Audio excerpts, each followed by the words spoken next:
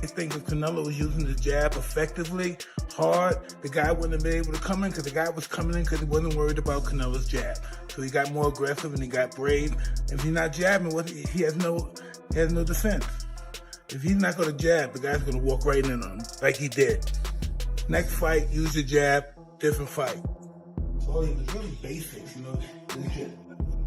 I think it's the wrong move, but he couldn't handle a 154-pounder the way that he was handling everybody else before. And Madrimov is not Canelo. Canelo's been used to fighting all the bigger guys and has done very well with the bigger guys. Go back in the 60s? Yeah, well, listen, Canelo is big. And shout out to Crawford stepping up. But does Crawford have to be worried about more things than just boxing? Mike Tyson lauds Canelo Alvarez, pointing out that his fighting style is precise, strong, and designed to wear down his opponents. Tyson cautions that Terence Crawford is taking a big risk by facing someone with Canelo's accuracy and knockout ability. He even suggests that Canelo has the power to stop Crawford and considers Alvarez's skills to be in a class. Outbox Canelo Alvarez, Mike. No, he's gonna get so. He's a friend of ours, so I hope he. Look how oh, pretty he's he your is. friend. You're going to his funeral. Pretty. He's white. He can box. He's slick. He look like some Floyd Mayweather shit. He Look at it. Look at it. Slick. Wait till that mother start hitting that body. Yeah. Alvarez hit that mother body. Look how slick. Mike, look how slick he is. Oh, he's gonna get. Caleb buried his daughter when she was 2 years old. Yeah. He's got that killer attitude. Some bullshit, Caleb. You're white. Woo! Again, that's part of the marketability. Oh yeah, The complexion is white. You're not used to seeing somebody like that do the that well. He got the complexion for the protection, but he's gonna be in some shit. This next. Bill Haney sees the upcoming fight between Canelo Alvarez and Terence Crawford as a rare event in boxing, where two generational talents face each other directly. He notes that both fighters are already recognized as greats, making it nearly impossible to choose a favorite until they actually fight. Canelo's success across multiple weight classes shows he is a versatile and complete fighter. Meanwhile, Crawford's undefeated record and precise technique demonstrate his own exceptional skill. Haney's balanced view mirrors many in boxing who believe this match will not only determine the winner, but could also change how both fighters' legacies are remembered. Canelo Crawford, what's your breakdown of the fight? Huh? Canelo against Crawford, what's your breakdown? Man, when you talking about these big fights, you whispering. You talking, huh? You said Canelo and Crawford? Yeah. Man, come on, man. That's the biggest fight, you know what I mean, in boxing right now. Canelo and Crawford. Crawford stepping up. Man, it's so big, you got Muhammad over there saying something about it. That's how big it is. Then came off the bench. From the 60s, right, Muhammad? You go back in the 60s? Yeah, well, listen. 60 years of boxing. Canelo is big. And shout out to Crawford stepping up. But does Crawford have to be worried about more things than just boxing? Absolutely. Let's go. I didn't say he has to do any accusing, nor we would do that, but I'm saying is, let's worry.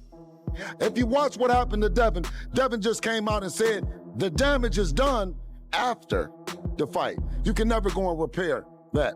So let's be cautious, let's be prepared, and at the very least, join 365 Nevada, 365 drug testing like Devin is doing.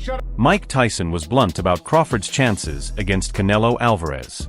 Speaking beside the Mexican star at a press event, Tyson said Crawford is too small to compete effectively at this weight. He acknowledged that fans admire courage and ambition, but emphasized that physical size makes a real difference. His comments carry weight because they come from one of boxing's most feared fighters, someone who understands better than anyone how crucial natural strength and size are in the ring.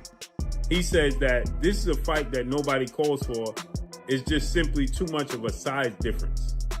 Shannon Briggs is the believer in styles make fights, skill set, and the skill set of Canelo Alvarez versus the skill set of Terence Crawford favors the skill set of Terence Crawford, not only just to win, but to possibly stop Canelo Alvarez for the first time in his career.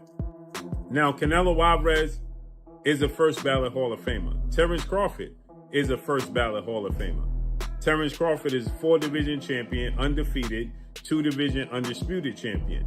Abel Sanchez, who trained Gennady Golovkin at his peak, expressed serious doubts about Crawford handling the upcoming challenge. His concern is based on the history of weight classes. Sanchez pointed out that Crawford has never fought at this level, and moving up carries significant risks. He referenced Dimitri Bivol, a natural light heavyweight, who still had to push hard to defeat Canelo. Even though Crawford may have advantages in skill and style, the size difference at this weight is substantial. Sanchez's caution highlights that talent alone cannot overcome physical limits, and even a tactical fighter like Crawford must prove he can handle the extra size against someone accustomed to facing bigger opponents. Valid Hall of Famer. I just think that moving up in weight without having fights to merit that, I think it's the wrong move, but he couldn't handle a 154-pounder the way that he was handling everybody else before, and Madrimov is not Canelo. Canelo's been used to fighting all the bigger guys and has done very well with the bigger guys. Nobody's hurt him. Nobody's heard of him. He's fought the biggest punch. He fought Gennady. Come on, he fought Gennady twice, really the good fights, and then Bivol couldn't. Bivol hit him with everything and couldn't hurt him. So how's Terence gonna do that? I don't think he can. I see Canelo going away maybe in a 16-12, 17-13 kind of fight. The first 3 or 4 rounds will be difficult for Canelo, or a little harder for Canelo because of the speed. But once he assimilates, just like when Golovkin fought Kell Brook, you know, the first 3 or 4 rounds where Kell was fast. But Terence is going to expose himself when he throws his punches, and Canelo's going to finally get this timing down, and I think we'll be able to control the fight. The expert shared a mixed perspective, admitting that while he personally roots for Crawford and hopes he wins, his understanding of the sport makes him recognize the tough challenge ahead. He stressed that boxing cannot be judged by feelings alone. Facts and history are important. Crawford's abilities are impressive, but when considering size, weight, and experience, the advantage leans toward Canelo. This highlights a key point in boxing analysis. Fans may wish for one result, but they must accept the realities of the matchup. His opinion shows how hard it is to balance hope with an honest evaluation. Yeah, we're going to talk about that. No. As a Bud fan, I would love for him to have a tune-up. I agree. Yeah, and listen, I want Bud to win, but because I'm too old. We're talking about age. I'm too old to think something's going to happen because I really, really want it. I've been living on this earth for too long to start believing that shit. I felt that way at 9 years old. But shit don't happen because I just really, really want it. I can't say it. Let me see. You got to play the Damon Wayans smart clip. Yeah, you're right. Yes. Let me see. Do people really believe Bud is going to stop or knock out Canelo? Yes, they do. Name the last boxer to do that. They believe it. Right? Boxing coach Dion Elam confidently predicted a win for Canelo Alvarez. He highlighted Canelo's experience sparring with and fighting larger opponents as a major factor. Elam pointed out that Canelo has taken heavy shots from naturally bigger fighters and kept pushing forward, a trait that is crucial when facing a smaller challenger. Crawford, despite his technical skill, has never faced that kind of test. Elam's perspective underscores an important reality. Durability and experience against power are just as vital as technique. By emphasizing Canelo's comfort with bigger opponents, Elam stressed that Crawford is entering a fight where his adversary has already proven himself repeatedly. Canelo is still one of my favorite active fighters. A lot of people are going to judge and say things about his last fight. I understand he didn't cut the ring, all these different things. I think everything will be the intensity. Everything's going to pick up because it's being Crawford. And I think I know he's definitely not going to box like that, dancing around, moving around. He's going to move his feet. I think Canelo wins the fight. I think the weight does play a factor by him coming up, putting on all that weight. Canelo's been up there. He's been in the ring with serious punchers before and been hit clean by those guys, clean on the chin, didn't budge, didn't break. I don't see Crawford having that type of punching power like what was it, Bivol, Triple G, guys like that. So I think that for me, I think if Canelo Crawford has to box and not care to want a crowd please. He has to stick and move. If he sits there too long with Canelo, I think Canelo, his defense is great. He'll be able to withstand it and take him in deep waters and win the fight. Besides being a boxing coach, you're an expert in strength and conditioning. Yes, sir. Crawford never fought more than 154. Mm-hmm. Do you think bulking up, obviously he's bulking up, we're seeing the picture, he's moving up from 147, 54, 60, 68, he's going to gain 15, 20, 30 pounds. Will that slow him down by around 5, 6, 7? The heart, the muscle, the oxygen you take. I mean, if your body's not used to fighting it at that size, it doesn't not make a difference. It depends on what type of strength and conditioning you're doing too, though. So like when you do like explosive stuff and things like that, plyometrics is different. But he has to bulk up, so he has to lift a little bit of weight. I'm pretty sure he has people with the knowledge and the proper money that he has to get the right people to do the right things. But I still think that putting on that much muscle mass is going to be effective when it comes, like you said, the oxygen to the blood. So he could gas out halfway through, or maybe stay at the lower weight class. Don't bulk up and just be yourself. Yeah, true. But I think because his fight is at what, 68? Canelo's not gonna be 168 on fight night. Hell no, he's gonna be almost like 180 something, probably almost 90 something. So that's gonna be a difference. That's almost like when Canelo fought Belanga. He was like what? He had to be like damn near 200 pounds. Renowned trainer Robert Garcia voiced concerns about how Crawford's preparation might work against him. He explained that gaining too much weight too quickly can take away a fighter's natural strengths, especially speed and sharpness. For Crawford, whose timing and reflexes are key, this could be a major disadvantage. Garcia also dismissed comparisons to Floyd Mayweather, noting that Mayweather never moved up recklessly and always stayed within his limits.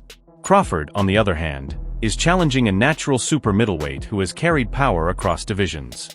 Garcia's warning highlights that ambition must be matched with strategy, and in this case, the physical changes could reduce one of Crawford's greatest assets. Crawford, I think, gaining too much weight and too much muscle might affect them. If they're thinking of surviving and being able to take a punch and being able to go rounds, then they're trying to maybe go the distance and they'll be happy with that.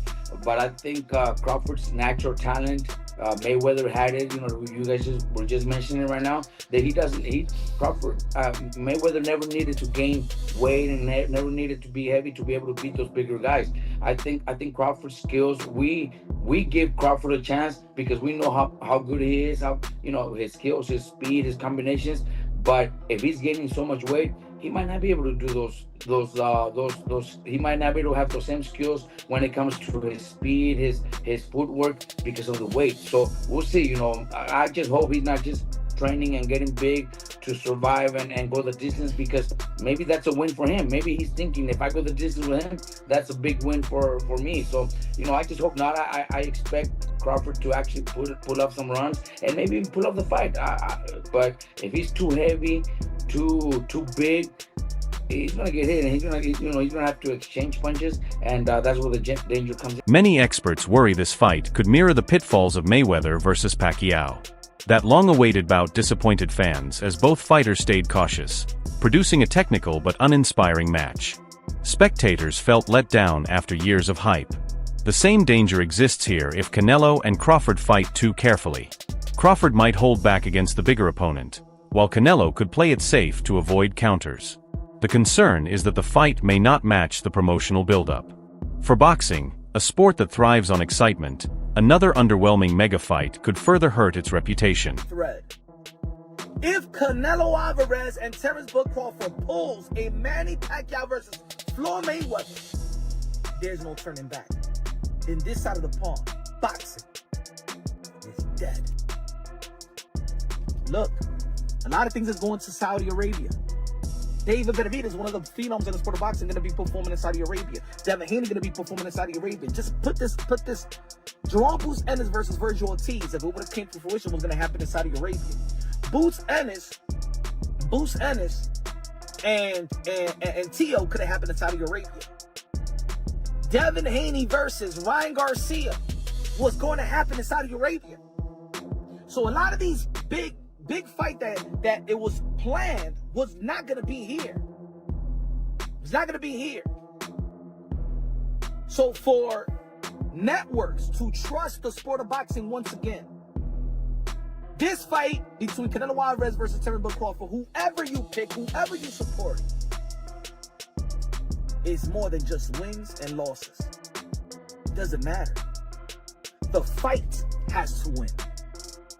Doesn't matter if Canelo Alvarez, doesn't matter if Terence Crawford win, lose. The fight has to win.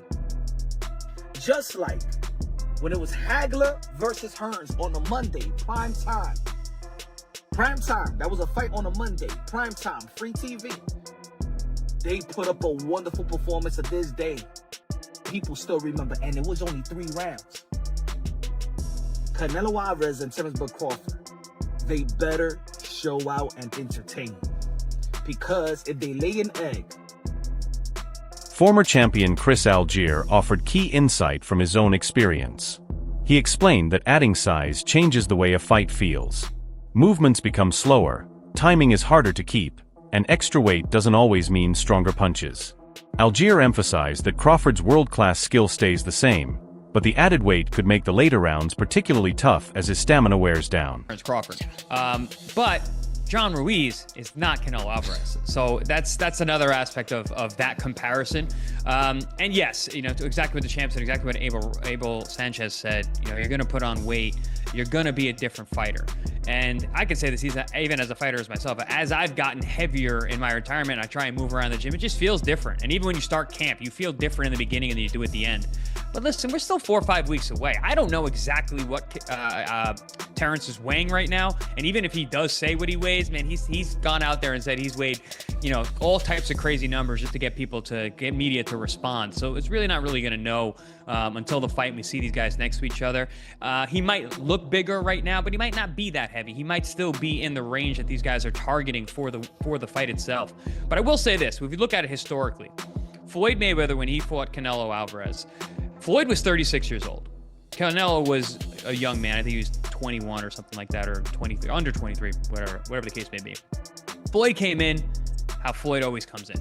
He didn't try to put on weight for that fight. I think he came in 150 pounds, like he always did in his big fights, and even at 36 years old. And it was his speed, it was his technical proficiency, it was his skill, and his jab, which is what gave Canelo fits all night long, and eventually why he lost 11 rounds to 1. So I don't know that Crawford really needs to be packing on this muscle. And I have actually argued in my own head. I'm like, yeah, but he's older. He's not Floyd. Floyd was 36 when they fought. Fred Jenkins Jr. downplayed height as a deciding factor, noting that both fighters are fairly similar. He highlighted weight as the real challenge. Canelo naturally carries his size, while Crawford is pushing his body to adapt to new muscle and mass. This change could affect his stamina and movement in ways that statistics don't show. Jenkins's view suggests that Crawford's task isn't just facing a bigger opponent, but adjusting to a size that isn't natural for him. The fight may come down to whether he can adapt without losing the skills that made him dominant at lighter weights. I'm pretty sure Crawford is studying and watching. His team and them is watching. And yes, they're really not like, you could say bigger because of the weight, but they're actually like, what, how about that? Same height? I think Crawford might be a little taller. Yeah, but listen, Canelo might be wider in mass, but you got to also add the fact that, Crawford was a wrestler. People keep forgetting that part of it. He's naturally a strong, physical guy, so I like that. I'm going to just watch it as like a fan because it could go either way. Crawford could outbox him, Canelo catch him, but I like that. I'm going to just watch it as a fan, just to study it, that's all. Trainer Rob Arosta defended Crawford amid concerns about his recent weight gain. Some critics suggested the change might be unnatural, hinting at performance-enhancing methods. Arosta rejected these claims, pointing to Crawford's disciplined training and strict diet. He stressed that Crawford's work ethic has always been top-notch and his physical transformation comes from dedication and conditioning. This view refocuses attention on the fight rather than outside speculation and protects Crawford's reputation. Aosta also reminded fans that preparing for a fight of this scale demands total commitment, and Crawford has never been one to take shortcuts. Okay. PEDs. You've been hearing a lot about Terence Crawford and Victor Conte as of late. I've seen that. Yeah, little people are making accusations. People are insinuating that Crawford is indeed doping, and based off of his recent size, and they're not used to Terence Crawford looking this big. And give me some insight into that. Give me some insight into fighters walk around with PEDs and criticism of the guy that hasn't tested positive versus the guy in the same fight that's tested positive and team has tested positive.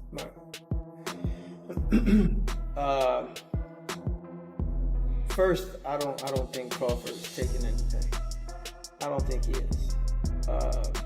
I think just the size difference in what he walks around to what he's been looking lately. That is that's just something that possibly, that's how he walks around. Now, Crawford's physique, he's the type of guy that if he becomes heavy, it shows in his face, it shows in the obliques, but he still got abs, he still got definition in his chest. You know what I mean? So he could just possibly just look like that. Now, mind you, there's still a decent amount of time. We're still talking about 4 weeks. So I'm curious to see how either wherever he is, the cut goes, or however low he goes, how it gets constructed on the way. That's all for today's video. Stay tuned for more. See you next time.